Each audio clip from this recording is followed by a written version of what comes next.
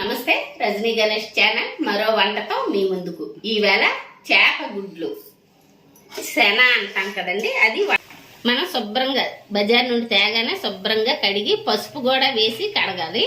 కడిగిన తర్వాత వేడి నీళ్ళు పొయ్యి మీద పెట్టి అవి మరుగుతున్నప్పుడు శన వెయ్యాలి.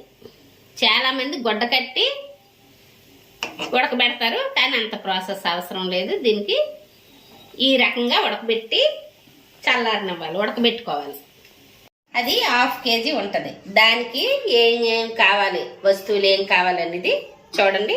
పచ్చిమిర్చి, కరివేపాకు, టమాటా, ఉల్లిపాయలు. టమాటా లేకుండా కూడా చేసుకోవచ్చు, కానీ ఈవేళ నేను టమాటా వేసి చేస్తున్నాను.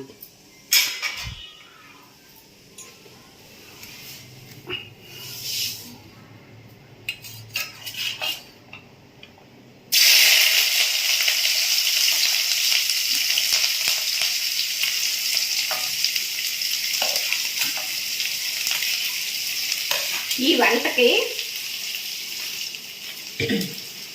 ఈ కూరకి నూనె కాస్త ఎక్కువే పడుతుందండి. కాస్త ఎక్కువ వేసుకోండి, మరీ ఎక్కువేం అవసరం లేదు. నార్మల్ కూర కంటే కొంచెం ఎక్కువ పడుతుంది. ఓకేనా? ఇదండి ఉల్లి బాగా వేగింది కదా, ఆ టైంలో టమాటా వేసుకోవాలి. వేసి దాన్ని కాస్త వేగనివ్వాలి. ఇవ్వండి, ఒకసారి వేగింది కదా టమాటా, కొంచెం మెత్తబడింది. ఆ టైంలో మనం ఉప్పు కానీ వేసామంటే ఇంకా వేగంగా వేగుతుంది. అందుకోసం ఉప్పు వేయాలి. నేను కూరకు కూడా సరిపడా వేసేస్తున్నాను ఇప్పుడే.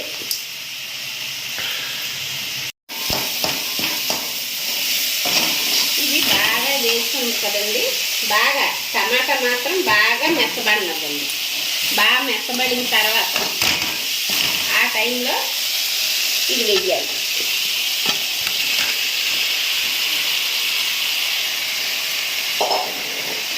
దీన్ని ఇప్పుడు బాగా వేయించాలి. ఇది ఇంత పెద్ద ముక్కలుగా ఏమి ఉండిపోదు, గాబరా లేదు. ఇలా వేసి వేయించండి.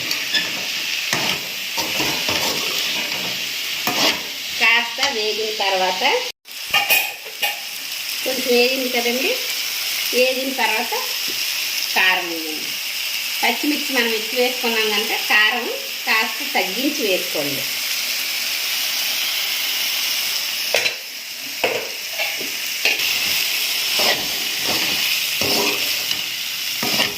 కారం కూడా వేగాలండి. అన్ని కూరల్లాగా ఈ కారం వేగాలి. అన్ని కూరలకి ఎలా చెప్తానో అలాగే చెప్తున్నాను. పచ్చి వాసన ఉంటుంది అన్నమాట వేగకపోతే.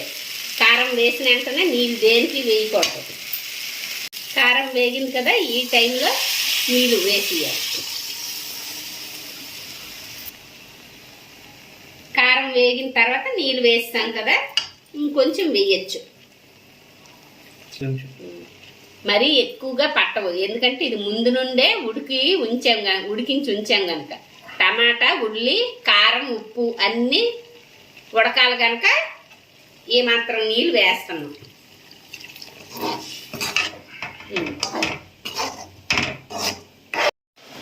ఇవ్వండి, సగం ఇంకా పొయ్యి ఆపేస్తాం అనిపిస్తుంది కదా, దగ్గరికి వచ్చేసిన తర్వాత ఈ పెద్ద ముక్కలు అనేటివి కొంచెం చిన్న ముక్కలు చేసుకోండి.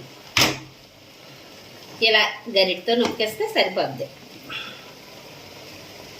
కోడిగుడ్ని చిదిమినట్టు చిదిమేస్తే అయిపోద్ది. ఇంకా దించేస్తాం కదండి. ఆ టైంలో ఈ కూర చిన్నది స్వీట్ వస్తుంది. కలర్ ఏమో కారం ఎక్కువైనట్టు కనిపిస్తుంది. ప్లస్ టమాటా కూడా వేసాం కదా, కొంచెం కలర్ వస్తుంది.